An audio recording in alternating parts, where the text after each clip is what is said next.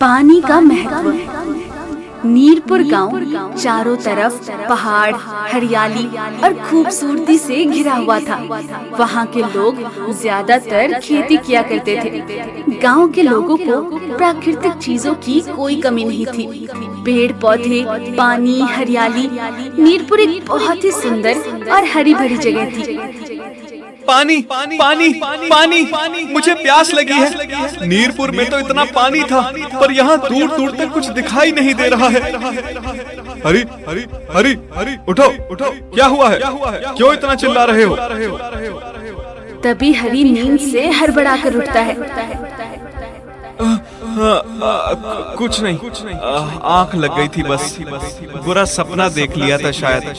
खैर छोड़ो, तुम लोग क्या कर रहे थे? हमेशा की तरह बारिश होती रहेगी और हमारे खेत ऐसे ही रहेंगे। हाँ भाई, अगर नीरपुर में बारिश और पानी नहीं होगा तो कहाँ होगा? साक्षात देवताओं का वास है हमारे गांव में।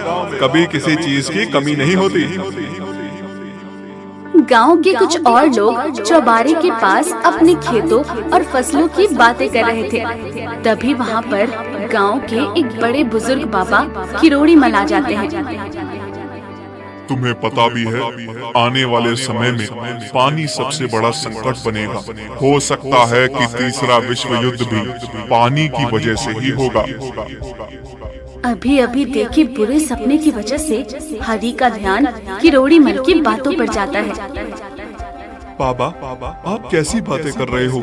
हमारे पास इतने सारे तालाब, कुएं और झरने हैं, ऐसे कैसे पानी खत्म हो जाएगा? चारों तरफ तो पानी ही पानी है। वही तो समस्या है बेटा, तुम लोग समझ नहीं रहे। ये जो दिख रहा है, ये बस आज है। थोड़ी दूर जाकर देखोगे तो तुम्हें कोई झरना, पानी, तालाब नहीं मिलेगा। पर ऐसा क्यों होगा बाबा? जब मैं छोटा था तो लगभग 100 किलोमीटर के दायरे में खूब तेज बारिश होती थी, और आज देखो बस 10 किलोमीटर ही रह गई है। समय बदल रहा है बेटा, थोड़े दिन जाने दो, हमारा भी पानी खत्म हो जाएगा। अब बाबा किरोड़ी मल की ऐसी बातें सुनकर रामू और श्याम दोनों सोचने लगते हैं और बोलते हैं, हाँ बाबा, लेकिन इतनी जल्दी पानी खत्म होने का तो मतलब ही नहीं बनता। ऐसे थोड़ी हो सकता है। हाँ बाबा, रामू बिल्कुल ठीक कह रहा है। अब तुम इसे ऐसा ही देख लो, 10 किलोमीटर के बाद वाले गांव में बारिश नहीं हो रही, तो वो हमारे तालाब से पानी भर रहे हैं। तभी वहाँ पर गांव का एक और व्यक्ति रमेश आ जाता है और आकर बोलता है, हाँ बाबा, मुझे भी ऐसा ही लगता है। तुम लोग देख लेना, अगले साल बिल्कुल भी बारिश नहीं होगी। देखो, अब तो इसने भी कह दिया, अब तो बारिश नहीं होगी। सब लोगों को बाबा किरोड़ी मल की बातों का ज्यादा असर तो नहीं पड़ता, लेकिन रमेश के मुंह से ये बात निकलते ही सब परेशान हो जाते हैं, क्योंकि गांव में सभी का मानना था कि रमेश जो भी अपने मुंह से निकालता है वो सच हो जाता है, और बुरी चीज तो खास तौर पर। बाबा, आपका तो पता नहीं, लेकिन अब इस काली जुबान ने बोल दिया, अब नहीं होगी बारिश। गई हमारी फसल भी और खेत भी। बोल तो दिया है, लेकिन इसका कोई उपाय तो होगा। अब आगे क्या करना है, ये बताओ। इस बात के बाद सभी गांव के व्यक्ति बहुत परेशान हो जाते हैं और जवाब के लिए बड़ों की तरफ देखने लगते हैं। देखो, इसका एक उपाय है मेरे पास। अभी अगले साल को आने में 2 महीने बाकी हैं। सब मिलकर एक काम करते हैं, जितना हो सकता है बारिश का पानी इकट्ठा कर लेते हैं। अगले साल सिंचाई और व्यापार के काम आएगा। हाँ बाबा, अब तो लगता है कि यही करना पड़ेगा, लेकिन ये सब होगा कैसे? एक आदमी चिंता भरी आवाज में बोलता है, हाँ, लेकिन पानी को भला कोई कैसे इकट्ठा कर सकता है? हो सकता है, और हमें पानी को इकट्ठा करने के लिए गांव में और भी तालाब बनाने होंगे। अब सारे लोग बाबा किरोड़ी मल के कहे मुताबिक काम में लग जाते हैं। सभी लोग मिलकर गांव में खुदाई कर और कई सारे तालाब बना देते हैं। सारा काम होने के बाद गांव के लोग फिर से इकट्ठा होते हैं। हमने तालाब तो बना ही दिया है, काश अब अगले साल पानी की परेशानी ना हो। हाँ, तुम सही कह रहे हो। तालाब में इकट्ठा होने वाले पानी से मदद तो मिलेगी, लेकिन इतना करना अभी भी काफी नहीं है। हमें हमारे गांव के आसपास जितने भी 4-5 पहाड़ हैं, उन पे पेड़ लगाने होंगे। लेकिन बाबा, पेड़ क्यों? देखो, हमने पानी इकट्ठा करने का तरीका तो ढूंढ लिया, लेकिन एक साल में उतनी ही बारिश होती है कि साल की भरपाई हो जाए। अगर हम ज्यादा से ज्यादा पेड़ लगाएंगे तो इस इलाके में और भी बारिश होगी, जिसमें ज्यादा पानी इकट्ठा होगा। सही है, तो हम एक काम करते हैं, हम 2 महीनों में पहाड़ों को पेड़ों से भर देते हैं।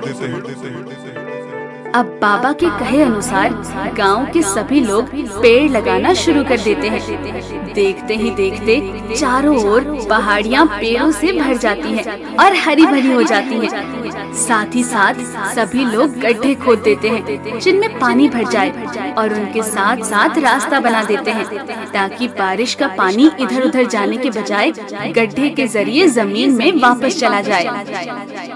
मुझे लगता है कि अब हम सबने सारा काम पक्का कर दिया। इस साल की बारिश के इकट्ठा हुए पानी से हमारा काम चल जाना चाहिए।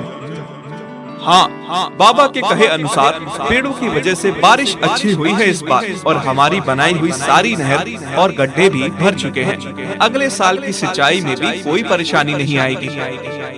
बाबा, आपने बिल्कुल सही उपाय बताया था पानी को इकट्ठा करने का। अगर बारिश ना भी हुई तो भी गुजर चल जाएगा।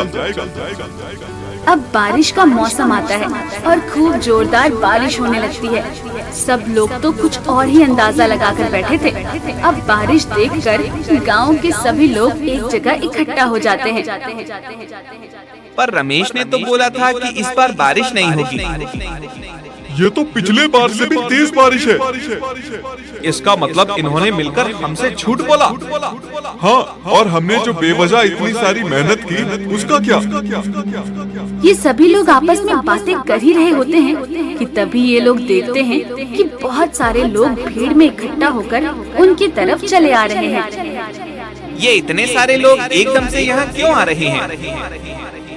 तभी गांव के लोग देखते हैं कि वो सभी अपने हाथों में फल और मिठाई लिए हुए हैं और उन सभी के चेहरे पर मुस्कान थी।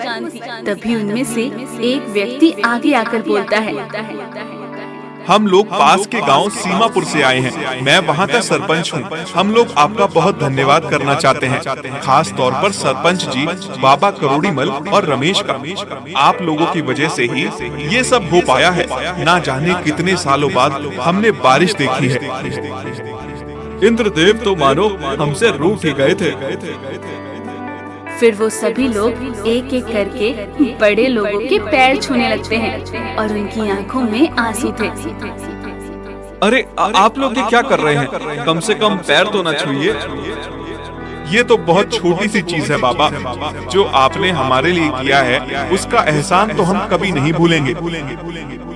तभी बाबा किरोड़ी मल आगे आकर बोलते हैं, ये कोई एहसान वगैरह नहीं था।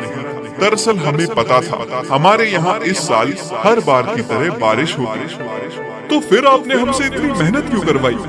बेटा, देखो जिस हिसाब से हमारा गांव है, यहाँ हर बार बारिश होना लाजमी है, क्योंकि ये चारों तरफ से पहाड़ों और जंगलों से घिरा हुआ है। लेकिन क्योंकि हमने जंगल में जाकर पेड़ काटे थे, तो हमारी वजह से पड़ोस वाले गांव में बारिश नहीं हो रही थी।